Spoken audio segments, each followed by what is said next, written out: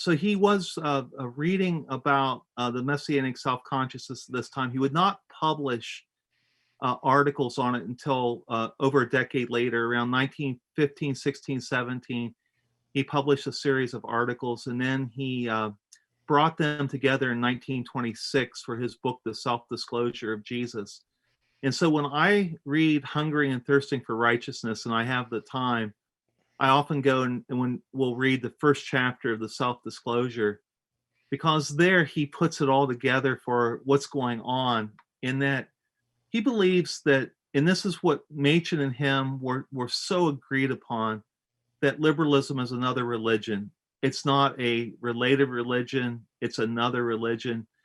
And so this sermon helps to bring that out, in that the Messiah has come. And this is something I'd like to hear Lane. I love when Voss says in regard to the Messiah coming, that here in the Sermon on the Mount, that the doctrine of salvation is present because of Jesus Christ is present. He's the living doctrine incarnate. And in that regard, that gets to what you said, Ken, at the very beginning in regard to the communion with the living God.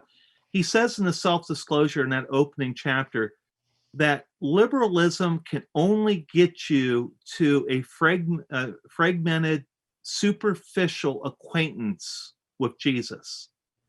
And you cannot get to that living communion with God and with living communion with the risen Christ. And because of that, he's going to say that religiously, liberalism can never satisfy. And that's where I believe that I hear the strong voice of Cornelius Van Til in my mind when Voss says that, because Van Til's always coming back to that.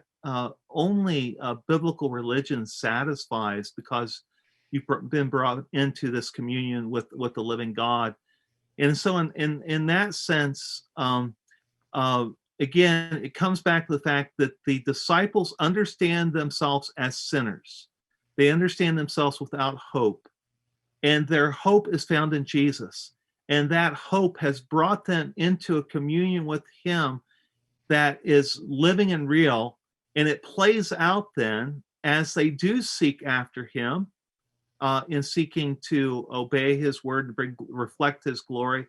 It's lived out on the basis of grace. But Lane, I love it when he talks, he's getting at in regard to certain aspects of law keeping, in that the Old Testament law keeping, the automation of the law had taken the place of the living God. And it seems to me as if he's really telling us that liberalism has put something else that's taken place of the living God, and what you have left is not really Christianity. Yeah, it's as though liberalism has taken the very worst of the error that abstracted God from the law and perpetuated it in a kind of anti-supernaturalist ethical direction.